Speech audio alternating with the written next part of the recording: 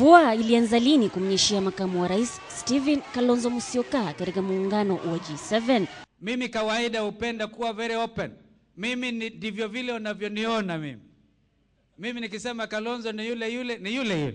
Maneno yake akiongea hata katika runinga ya taifa, utaona kwamba akiongea unafikiria kwamba kuna kitu kinafichwa. Sasa pia haaminiki. Sasa ukiangalia picha yake, sura yake, taswira ambayo anatupatia kama wananchi si taswira ya kuaminika.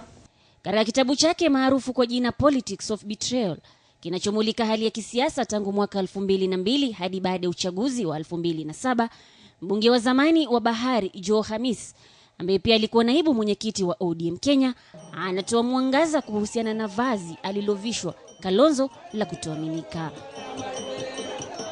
Nikinukuu, kwa Uhuru na Ruto kutomuamini Kalonzo kunatokana na makamu wa rais kukataa kumuunga mkono Rais Kibaki kabla uchaguzi wa 2007 licha ya kwamba kulikuwa na makubaliano.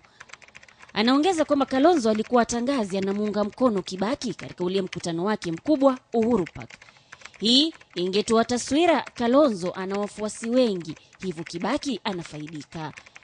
Khamis anaendelea kusema Kalonzo alipofika Uhuru Park na kuona umati mkubwa wa watu, akaamua yeye ni maarufu, hivyo hana haja ya kuunga mkono mtu yoyote. Nikisema Uhuru Kenyatta atakuwa flag bearer wetu awe rais, mtakubali? Nikisema Eugene Wamalwa je? Na tukisema ni Bwana Ruto? Kwa sababu kuna watu wengine na Bwana Wiper. Kalonzo alipanda basi la Kibaki baada ya uchaguzi huo tata, na ndiyo maana leo anavalia kofia ya makamu wa rais. Juzi wakati tulifanya uchaguzi wetu wa taifa letu, gari iliyokuwa na mheshimiwa Kibaki ya kubeba wa Kenya ilitupiwa matope na maji ndani ya kioo. Alafu mzee kazi ikawa ni ngumu ya kuona mbele. Akauliza, je, nitafanya nini na Wakenya na vumbi imeingia na matope na maji kwa kioo? Tukamwambia makamu wa rais, teremka na wiper uweke na amani kioo isafishwe. Alimsaidia Kibaki. Hiyo pia ni uongo kwa sababu alisaidiwa na Kibaki. Kama Kalonzo Musyoka angesema ya kwamba mimi sitaki kupigania kiti ya urais, nitasupport Raila, tungeenda kwa vita. Kama angesema nitasupport Kibaki, hiyo ilikuwa ni kura 700,000, tungeenda kwa vita. Lakini Kalonzo alijitakia ile makuu yeye mwenyewe. Katika siasa ambayo tuko nayo ya vyama vingi, na katika huo mustakabala wa vyama vingi na katiba mpya, ni vigumu sana kumwambia rais aweze kuteua mtu.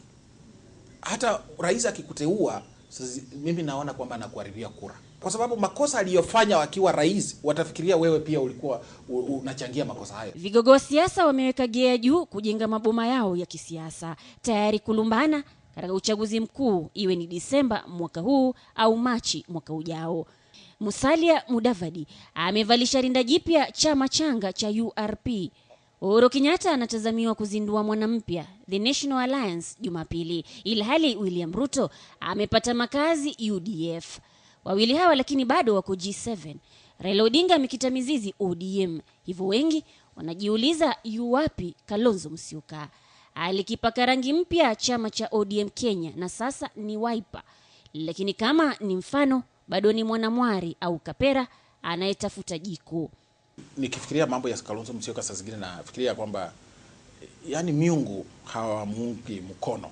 Ni kama miungu hawajamkalia upande mzuri. Kwa sababu Kalonzo Musyoka alikuwa katika G7. Lakini Ruto na Uhuru hawajaonyesha mapenzi yoyote kwa Kalonzo Musyoka, lakini bado Kalonzo Musyoka anawaning'inia akisema anawaunga mkono.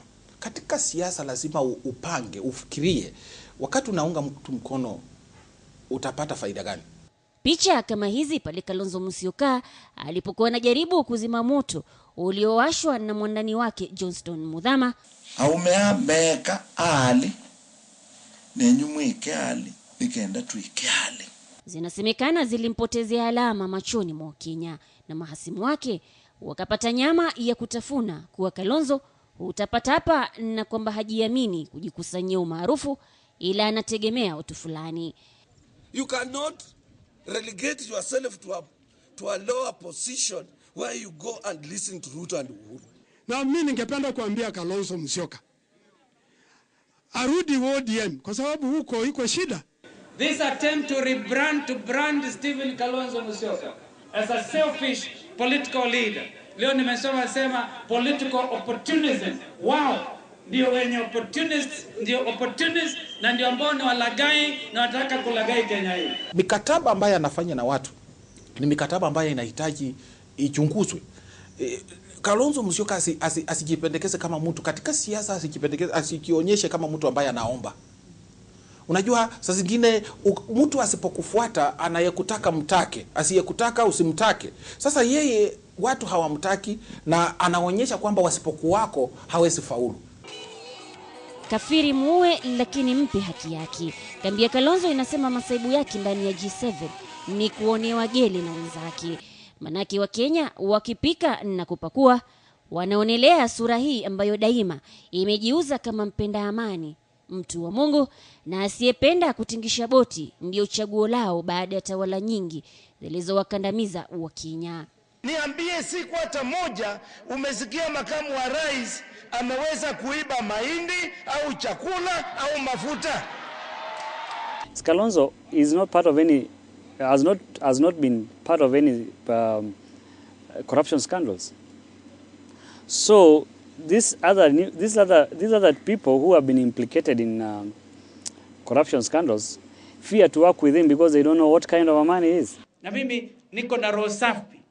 Nasema nikishindwa baada ya miaka 27 nitaenda nikafanya ile kazi ninayopenda sana ya kutengeneza maziwa na ng'ombe na kuku na mbuzi, because it's very relaxing, haina tension. Pengine ni kimya nani anamkosa Kalonzo ndicho kilimzindua. Waeledi wa siasa wanasema alikuwa anachovya tu asali kujua utamu wake.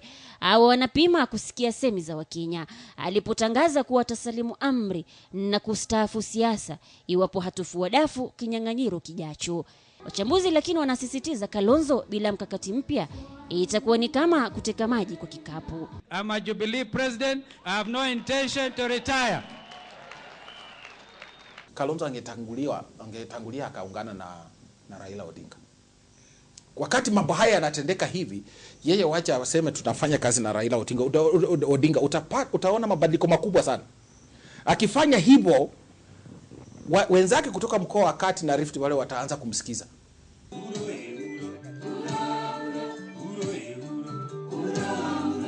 Haijalishi wimbo utakuwa upi katika kinyang'anyiro cha 2012 au 2013, umkose au msimkose, Kalonzo hana mipango yoyote ya kuondoka kiwanjani. Munira Muhammad, makala ya kinyang'anyiro, KTN leo.